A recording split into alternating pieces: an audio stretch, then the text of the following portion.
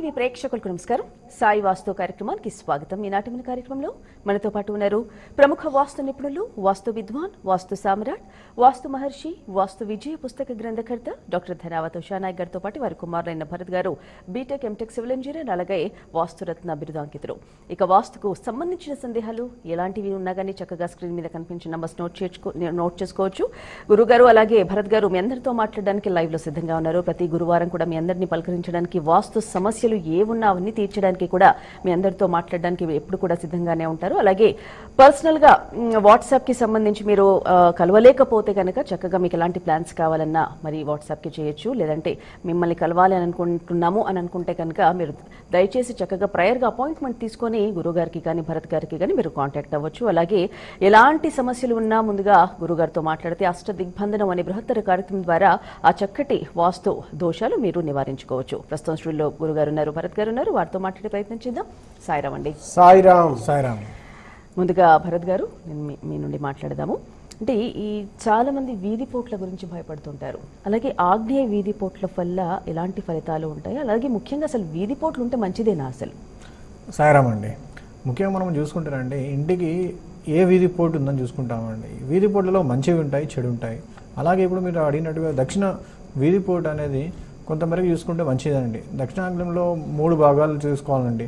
అంటే 1, 2, 3, 4, 5, 6, 7, 8, 9 అని 9 భాగాలు విభజించి అందులో మొదటి 3 భాగాలు అంటే దక్షిణాగ్నేయంలో ఆ వీధి పోటు, వీధి చూపు ఉన్నట్లయితే, వీధి చూపు అంటారండి దాన్ని, ఆ వీధి చూపు ఉన్నట్లయితే మంచిదండి. అది 4, 5, 6 భాగాలు, 7, 8, 9 భాగాల్లో తగలకుండా చూసుకోవాలండి. తగిలినట్లయితే ఆ వీధి పోటుని మనం గ్రహించాలి. ఆ వీధి పోటు అనేది వేరు, వీధి చూపు అనేది వేరండి. చూపు అనేది చల్లని చూపు లాంటిది, పోటు అనేది కత్తిపోటు లాంటిది, ఇంకా ఎక్సెట్రా మనం నెగిటివ్గా చూసుకోవాల్సి వస్తుంది.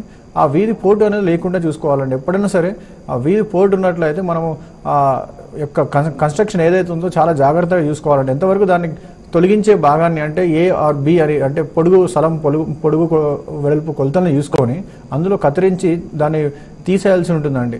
అలా తీసేయడానికి ఛాన్స్ లేనప్పుడు ఇక దాన్ని మన అష్టదిగ్బంధనంతో కానీ లేకుంటే రెమెడీతో కవర్ చేసుకొని మనం ఆ యొక్క గృహం నిర్మాణం చేసుకొని లేదా ప్లాట్ తీసుకోవాల్సి ఉంటుందండి. అలాగే మనము లేదు మేము చేసుకోలేము, మాకు ఇది వద్దు, వాస్తు సందేహంతో మేము ఉన్నాము అనుకున్నప్పుడు దాన్ని వదిలేసి ఇంకా ఎటువంటి ఏ ఒక్క మంచి పోటీ కానీ లేకుండా చూసుకోవాలండి. వీధి చూపు కానీ పోటీ కానీ లేకుండా మంచి స్థలాన్ని స్క్వేర్ ఆర్ రెక్టాంగిల్ చూసుకొని ఎటువంటి వీధి పోటు లేకుండా స్థలాన్ని చూసి ఎన్నిక చేసుకుంటే చాలా బాగుంటుంది. అలాగే ఇండ్లు కూడా అలానే తీసుకోవాలి, అలా కట్టుకుంటే ఇంకా మంచిదండి. ఇప్పుడు మనం చూసుకున్నట్లయితేనండి చాలామంది తెలుసో తెలియకో వీధి చూపుకి వీధి పోటుకి తేడా అర్థం కాకుండా సతమతం అవుతుంటారు. వీధి చూపు అనేది మంచిదండి, వీధి పోటు అనేది నెగిటివ్ అండి. దీంట్లో కూడా చాలా రకాలు ఉంటాయండి. సాయిరామ్. అయితే భరత్ గారు, అంటే ఆల్రెడీ కొంతమంది కట్టుకున్న ఇళ్ళు తీసుకుంటారు.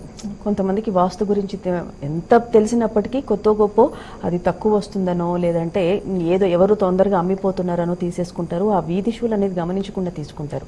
సో అలాంటప్పుడు వాళ్ళు తీసుకున్న తర్వాత వాళ్ళ ఇంట్లో ఏదైనా ఇబ్బందులు స్టార్ట్ అయితే అప్పుడు ఎలాంటి రెమెడీస్ చేసుకోవచ్చు? ఇప్పుడు అండి మీరు అడిగినట్టుగా ఇప్పుడు తెలిసి తెలియక కట్టుకున్న ఇల్లుని కొనుక్కోవడం కానీ లేకుండా కట్టుకున్న తర్వాత అక్కడ ఆ పోటీ ఉందని గ్రహించడం కానీ జరిగినప్పుడు అండి అష్టదిగ్బంధనం ద్వారా మనం దాన్ని సరి చేసుకోవచ్చు అండి. అష్టదిగ్బంధనం అంటే వాస్తు నిపుణులు వస్తారు, ఆ మూల మొత్తం పలగొట్టాలి, ఈ గోడ మొత్తం తీసేయాలి, ఈ కిటికీ మొత్తం తీసేయాలి అని అపోహ ఉండకూడదండి. ఎందుకంటే ఇప్పుడు తెలిసి తెలియక చాలామంది మనకు సూచనలు ఇస్తుంటారు, మీ ఇల్లు బాగాలేదు అన్నప్పుడు వాళ్ళు మైండ్లో అది పెట్టుకొని వాళ్ళు ఆ ఇంటిని వదిలేసి వెళ్ళిపోవడము, లేకుంటే ఆ ఇంటి మొత్తం మార్పు చేర్పుల కోసం గోడలు మొత్తం కూలగొట్టి ఎన్నో లక్షలు పెట్టి పోసి ఇంటిని కానీ కట్టించుకున్న కళలతో కట్టించుకున్న ఇంటిని మొత్తం రీమోడలింగ్ అనే వాస్తు పేరుతో ఖరాబ్ చేసుకోకూడదండి. ఎందుకంటే మొత్తం అష్టదిగ్బంధనతో సరి చేసుకోవచ్చు. ఇది ఎప్పుడైనా సరే ఒక రెమెడీ ఉంటుంది. ఇప్పుడు దేనికైనా సరే ఒక పరిహారం ఉంటుందండి. ఇది మనం అబ్జర్వ్ చేసుకోవాల్సి ఉంటుంది ఒక్కోసారి. అలాగే మంచిగా తెలిసిన వాస్తు నిపుణులతో సలహా తీసుకోవాలండి ఎప్పుడైనా సరే. సాయిరామ్. రైట్ భరత్ గారు, చక్కగా వివరించారు. ఇక గురువు గారు, సొంత ఇళ్లతో పాటు చాలా మందికి భూములు ఉంటాయి. ఇప్పుడు స్థిరాస్తులు చాలా మందికి ఉంటాయి కాబట్టి ఇళ్ళంటే మనం ఒక లెవెల్గా మనము వాస్తు చూపించుకొని ఒక పద్ధతిగా కట్టించుకుంటాం. భూములను అయితే మనం ఏమి చేయలేము, అది క్రాప్స్ బాగా పండించుకుంటుంటారు, ఎత్తుపల్లాలు ఎక్కువగా ఉంటుంటాయి. సో భూముల విషయంలో మాట్లాడుకుంటే కూడా వాస్తు చూసుకోవాలా, లేదంటే దానికి కూడా ఏమైనా ప్రాబ్లమ్స్ వస్తాయంటారా? సాయిరామ్. అమ్మ, ల్యాండ్స్ విషయం మనం చూసుకుంటే వాస్తవానికి ఏంటంటే వాస్తుకు అనుకూలంగా ఉండడం చాలా కష్టం అమ్మ. ఎందుకంటే కొన్ని ల్యాండ్స్ ఏంటంటే అమ్మ తూర్పుకు పల్లమై ఉంటాయి, చక్కగా ఈశాన్యం పల్లమై నైరుతి మెరకగా ఉన్న ల్యాండ్స్ ఉంటాయమ్మ. అలాంటి ల్యాండ్స్ ఏంటంటే మనం ఇప్పటికీ కూడా అలాంటి ల్యాండ్స్ ఉన్న వాళ్ళని చరిత్రని ఇట్లా మనం చూస్తే అంటే తరతరాలుగా ఆ ల్యాండ్స్ వాళ్ళ పిల్లలు వాళ్ళ పిల్లలు వాళ్ళ పిల్లలు అంటే ఓ 10 జనరేషన్స్కి ఆగి ఉంటాయండి. అంటే ఆ భూములు ఎందుకంటే అన్యాక్రాంతం కావు, వాటి మీద దౌర్జన్యాలు చేయడం లేదు అంటే ఏదైనా వాటికి సంబంధించిన దోషముల మూలంగా సమస్యలు రావడం అనేది ఉండదు. ఎందుకంటే అలాంటి ల్యాండ్ ఓనర్స్కి మనిషి మర్యాద ఉంటుంది, రెస్పెక్ట్ ఉంటుంది, గౌరవం ఉంటుంది, ధనం ఉంటుంది. పిల్లలు కూడా వాళ్ళు బాగా చదువులు చదువుకొని గొప్ప గొప్ప స్థాయిలో స్థిరపడము, అక్కడ నుంచి చాలా అంచెలంచెలుగా ఎదగడము.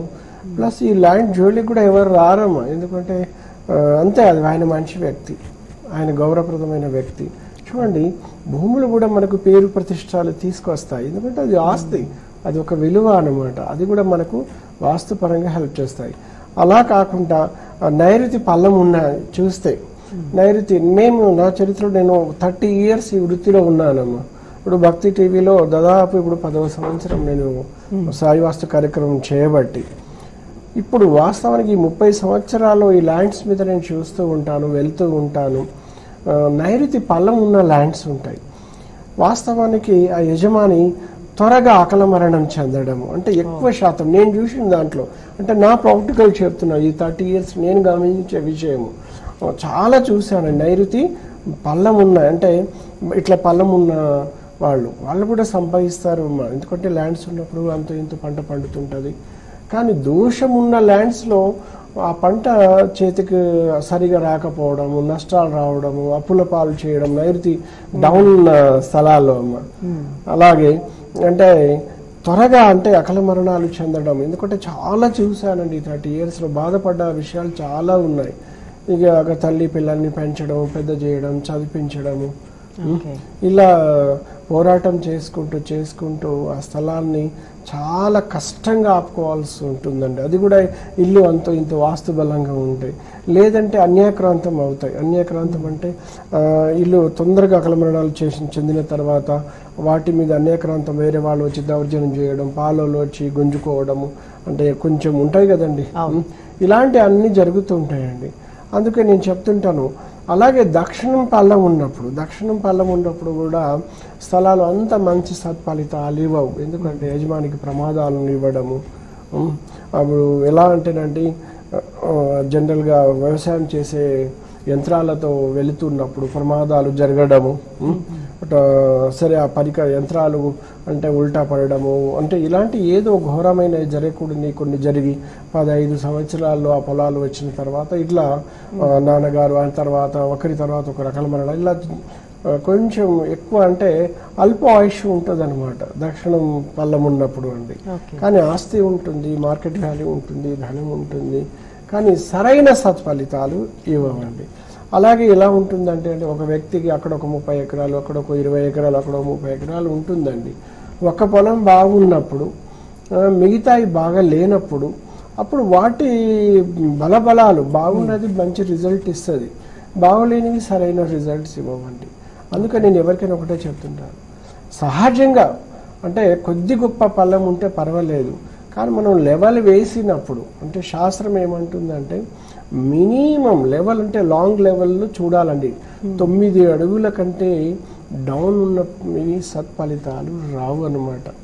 ఎందుకు అంటే అది వాస్తవానికి ఈశాన్యం నుంచి ఒక 20 ఎకరాల పొలం లాగినప్పుడు చూస్తే మనం ఒక 2 అడుగులు పొలం ఉంది కంటి చూపుకు అనుకుంటాం, కానీ ఒక 20 ఎకరాల నుంచి ఈశాన్యం నుంచి నైరుతికి పల్లం చూసినప్పుడు అది ఒక 10 అడుగుల లోతు ఉంటుంది. ఎవరికి తెలియదండి అది, ఎందుకంటే లెవెల్ వేయలేము అంత లాంగ్.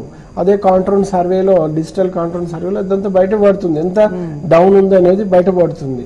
అలా డౌన్ ఉన్నప్పుడు ఎందుకంటే మన ఆస్తులు అనేకరంత అవ్వడం, యజమాని తొందరగా అంటే అల్ప ఆయుష్ ఉండడము, పిల్లలు కూడా వాళ్ళు అంటే అంత ఎదగకపోవడము, వ్యాపారాలు కానీ భూమిలో సరైన పంటను పండించకపోవడం, నష్టాలు రావడము, పంట పండిన తర్వాత సరైన ధర పలకకపోవడం.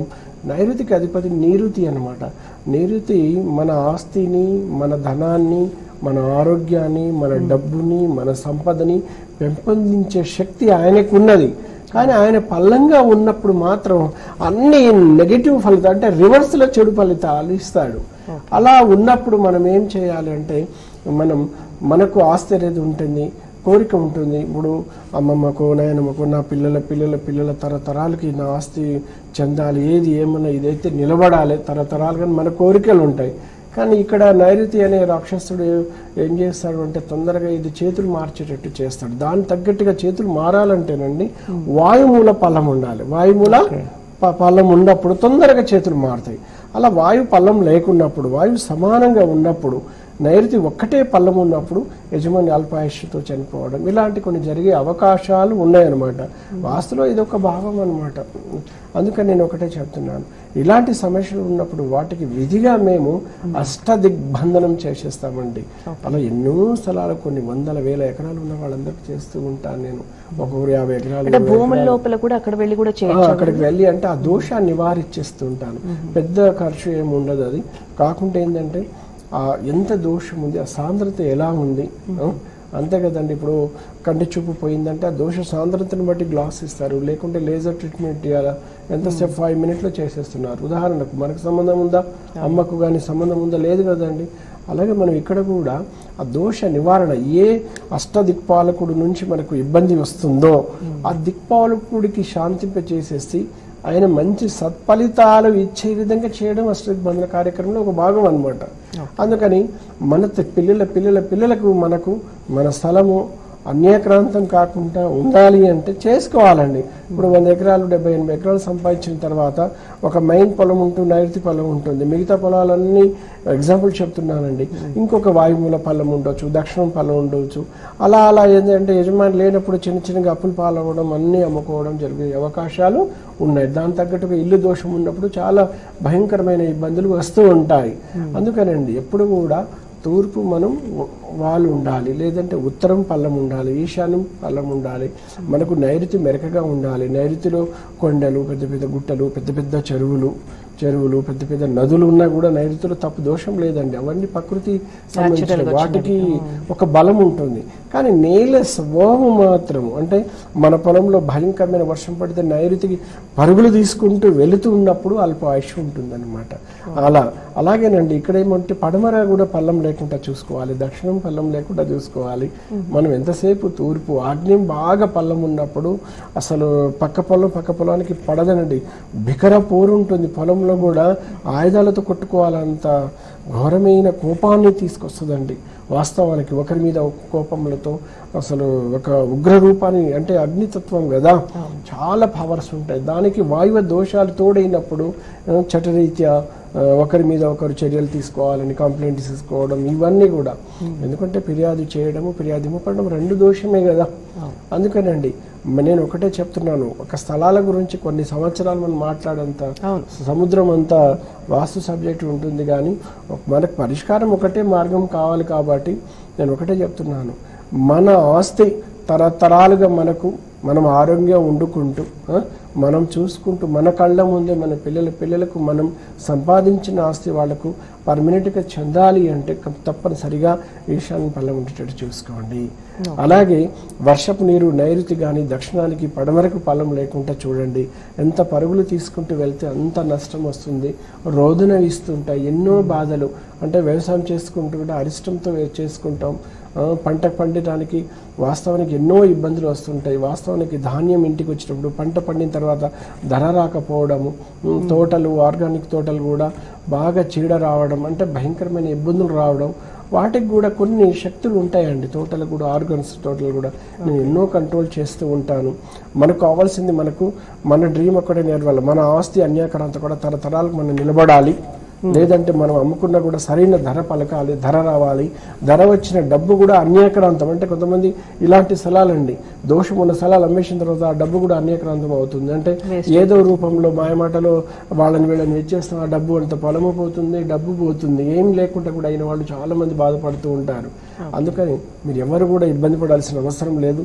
ఇలాంటి భయంకరమైన దోషములు ఉన్నప్పుడు మేమున్నానండి, తప్పనిసరిగా వాటికి ఎక్కడ కూడా ఇబ్బంది పడకుండా అక్కడ ఏం చేయాలనో సరైన సలహా నేను ఇవ్వగలను. మన ఆస్తులు అన్యాక్రాంత కాకుండా కాపాడుకునే అవకాశం అష్టదిగ్బంధన ద్వారా కూడా చేసుకోవచ్చు. ఇప్పుడు ఎగ్జాంపుల్ మీరు అన్నట్టు తోటలే తీసుకుంటే ఒక మామిడి తోట తీసుకుందాము, పక్కపక్కనే ఉన్నప్పటికీ కూడా ఒక ఫ్యామిలీకి ఫ్రూట్స్ బాగా వస్తాయి, ఒకరికి రావు. మళ్ళీ అదే పంట, అదే సీడ్, అదే ఉన్నప్పటికీ అంటే దృష్టి దోషంతో కూడా అలా అంటేనమ్మా. ఇప్పుడు తోటల మీద కూడా దృష్టి దోషాలు ఉంటాయి, కొన్ని శక్తులు ఉంటాయమ్మా. అంటే ఇప్పుడు చిన్న ఇప్పుడు ఎట్లా అంటే దుబ్బలమ్మ కావచ్చు, గ్రామ దేవతల పవర్స్ కావచ్చు, అక్కడ ఉన్న చిన్న మైసమ్మల పవర్స్ కావచ్చు, అంటే పూర్వీకులు పొలి దేవతలు కావచ్చు, వాటిని పట్టించుకోకపోవడం కూడా ఒక నష్టము. అలాగే ఒక తోట బాగుంటుంది పక్కపక్కనే, ఉదాహరణకు చెప్తానండి, ఒక తోట వచ్చేసి నైరుతి పళ్ళం ఉంటుంది, ఒక పక్క తోట ఈశాన్య పళ్ళం ఉంటుంది. అంటే భూభాగంలో తేడా. ఇద్దరు అన్నదమ్ములు పంచుకున్నప్పుడు ఒకరు పైకి ఒకరు కిందికి వచ్చినప్పుడు ఈయనకు తూర్పు పళ్ళం ఉంటే ఈయనకు పడమర పళ్ళం, ఇలాంటి నష్టాలు కూడా వస్తూ ఉంటాయి అన్నమాట. అందుకని మనకు ఎప్పుడు కూడా నేల స్వభావము కొద్ది గొప్ప ఉంటే మనం చేసుకోగలం, కానీ ప్రకృతి వక్రతలని సరిచేయలేము కదండి.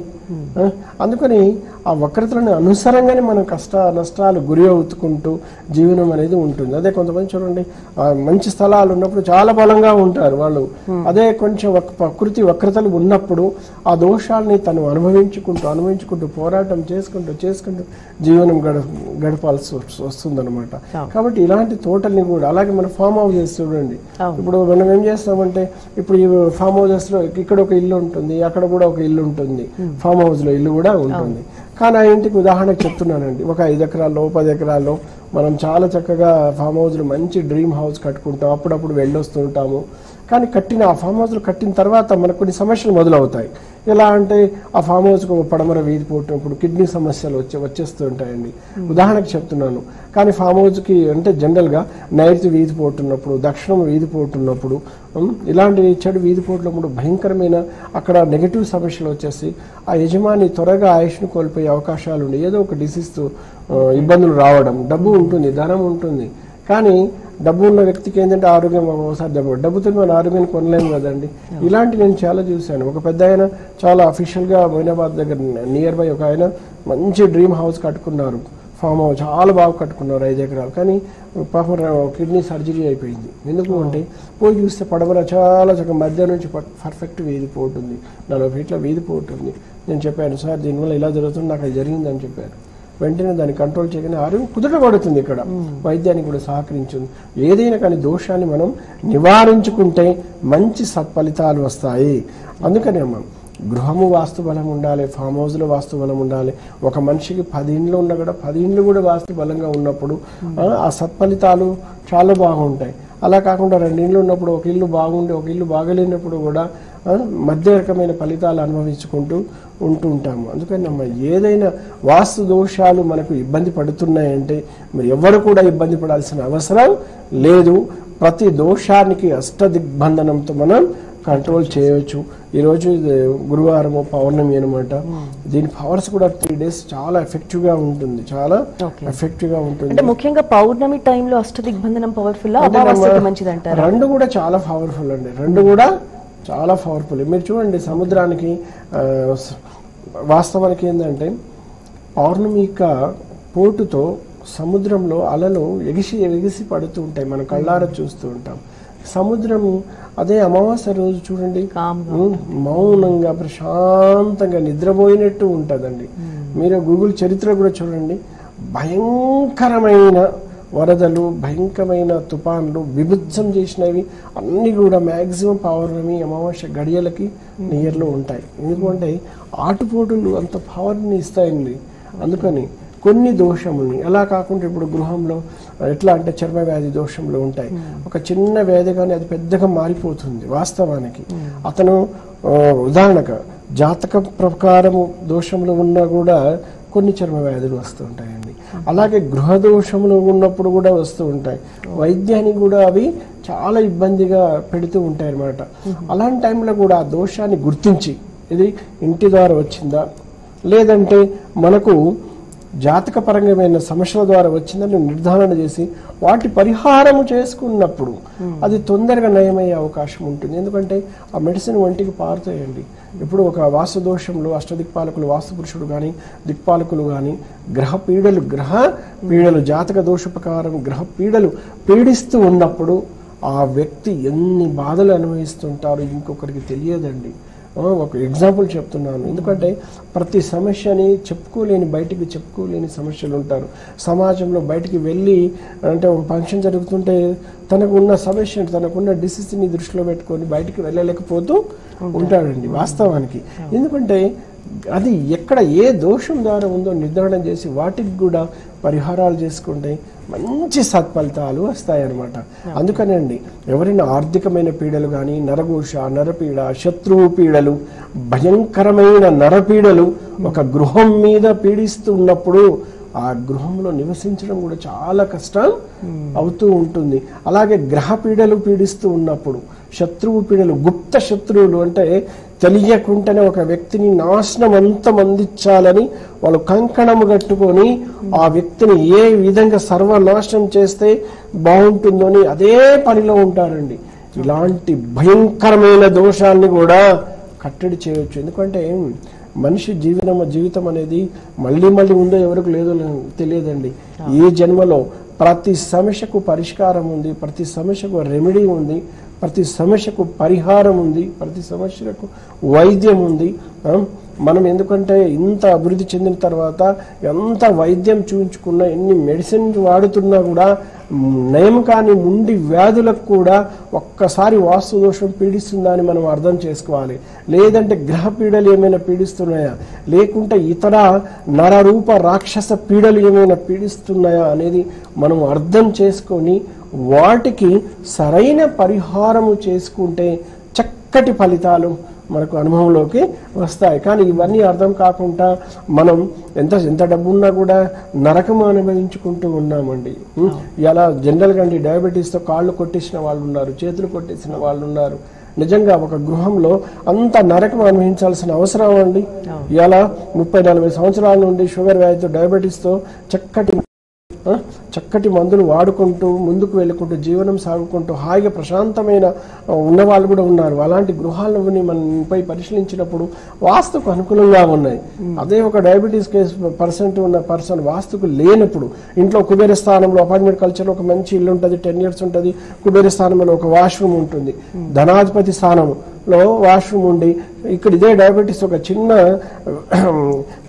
దీని వలన ఎన్నో డబ్బులు వృధా అవుతుంది. ఎందుకంటే కుబేరుడు ధనాధిపతి, ధనాన్ని సర్వనాశనం చేసేస్తాడు.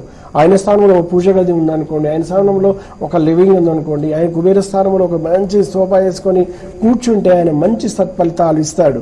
అందుకని భయంకరమైన ఇబ్బందులు మన కుటుంబానికి పీడిస్తూ ఉన్నప్పుడు అకాల మరణాములు జరుగుతున్నప్పుడు ఇన్సిడెంట్స్ జరుగుతున్నప్పుడు అనవసరంగా హాస్పిటల్స్ అనవసరంగా లీగల్ సమస్యలు ఇరుక్కుంటూ పోతూ ఉన్నప్పుడు గ్రహపీడలు వాస్తుపీడలు అష్టదిక్పాలకుడు వాస్తు భగవంతుడు ఏదైనా పీడిస్తున్నప్పుడు కూడా ఇలాంటి జరిగే అవకాశాలు ఉన్నాయి. వీటికి మీరు భయపడాల్సిన అవసరం లేదు, నేను ఉన్నాను. ప్రతి సమస్యకు కూడా ఎక్కడ ఇటుక పిల్ల పలగొట్టకుండా ఇల్లుని డ్యామేజ్ చేయకుండా మూఢనమ్మకాలు కూడా దరి చేరకుండా కూడా అష్టదిగ్బంధనంతో కంట్రోల్ చేసే శక్తి ఆ షిరిడీ సాయినాథుడు ఇచ్చాడు. ఇప్పటికీ గత 10 సంవత్సరాల భక్తి టీవీలో చెప్తున్నాను. ప్రతి గురువారం ఇదే సాయి వాస్తు కార్యక్రమం మీరు వీక్షించవచ్చు. సాయిరామ్. ధన్యవాదాలు గురువు గారు, అలాగే భరత్ గారు. మరి వాటి సాయి వాస్తు కార్యక్రమంలో చక్కగా ఆగ్నేయ వీధి పోట్ల గురించి భరత్ గారు వివరించారు. అలాగే భూములు, ఇళ్లతో పాటు భూములు ఉన్న వాళ్ళు కూడా వాటిని అన్యక్రాంతం కాకుండా ఎలా కాపాడుకోవాలి, అలాగే ఎలాంటి దోషాలు ఉన్నా గానీ ఎలా పరిహార మార్గాలు తెలుసుకోవాలో వాటి కార్యక్రమంలో తెలుసుకున్నాము. ధన్యవాదాలు గురుగారు. సాయిరామ్. సాయి వీక్షించారుగా, ఇది ఈనాటి సాయి వాస్తు కార్యక్రమం. మరో కార్యక్రమంలో మళ్ళీ కలుసుకుందాం. నమస్కారం. సాయి వాస్తు వాస్తు విజయం గ్రంథ రచయిత వాస్తురత్న doctor Dhanavath Usha Nayak, house number 3-185/43, Ravinder Nagar, Miryalaguda, Nalgonda జిల్లా 508207. Mobile number 9989227911.